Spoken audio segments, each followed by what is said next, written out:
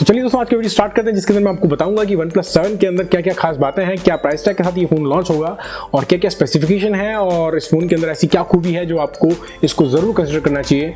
नमस्कार दोस्तों, मैं वीर आपका बहुत बहुत स्वागत करता हूं आज के इस फ्रेश कमाल एपिसोड के अंदर, जिसका नाम है ट्यूजडे टॉक्स एंड आप देख रहे हैं टेक्निकल गॉसिप। दोस्तों आज का वीडियो हम स्टार्ट करते हैं। दोस्तों ये फोन मिड ऑफ 2019 के अंदर आप इसको एक्सपेक्ट कर सकते हैं और ये इंडिया का मोस्ट प्रोबेबली 2019 का पहला 5G स्मार्टफोन रहेगा और ये 855 स्नैपड्रैगन के साथ आने की इसकी उम्मीद है। उम्मीद क्या, इनफैक्ट श्योर है कि इसी के अंदर आएगा।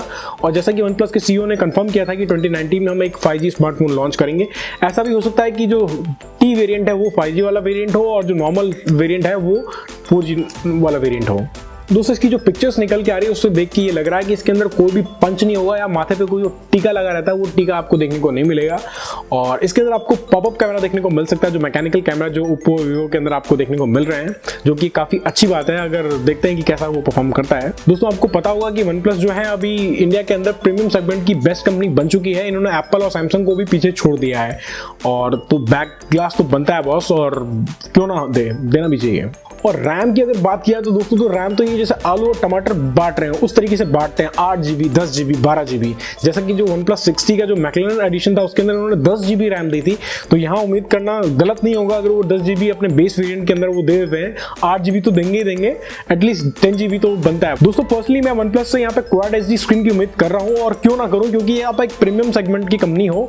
और पर्सनली दोस्तों मैं क्वाड HD स्क्रीन की उम्मीद कर रहा हूँ क्योंकि आप एक प्रीमियम ब्रांड हो यार। मतलब आपने एप्पल और सैमसंग को भी पीछे छोड़ दिया, तो क्वाड एज स्क्रीन और बैक में ग्लास तो बनता है बॉस, और 10GB रैम तो मस्ट है।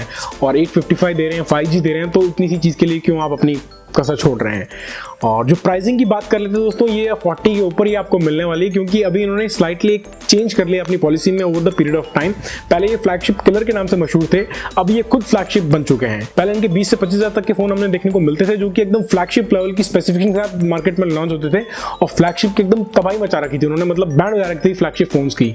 लोग फ्लैगशिप ना लेके फ्लैगशिप किलर लेने लग गए थे। अभी इन्होंने क्या किया, धीरे धीरे अपनी स्पेसिफिकेशन बढ़ाते गए और अपनी प्राइस भी बढ़ाते गए। अभी ये डायरेक्टली compete कर रहे हैं सैमसंग और एप्पल से, जो कि बहुत अच्छी बात है। और इंडिया का नंबर 1 ब्रांड है प्रीमियम सेगमेंट का अगर बात करें OnePlus। दोस्तों अगर आपका मन कर रहा है कि एकदम हरिद्वार में जाके डुबकी लगानी है, कुंभ का अगर आपको स्नान करना है, वो फोन को जेब में रख के अगर आप ये स्टंट करना चाहते हैं तो बिल्कुल कर सकते हैं, क्योंकि ये सर्टिफाइड वाटर रेजिस्टेंस टेक्नोलॉजी के साथ ये आता है। इसके फोन को आप जेब में रख के या पानी के अंदर डुबो के निकाल दीजिए, और डुबकी लगाने के बाद सीधी सी बात है आप फोन को चार्ज करना चाहेंगे। और वायरलेस चार्जिंग का ऐसा एक्सपेक्टेशन है कि वायरलेस चार्जिंग आएगी। चलिए दोस्तों मिलता हूं मैं आपसे अगले वीडियो में, तब तक के लिए टेक केयर, बाय बाय, जय हिंद।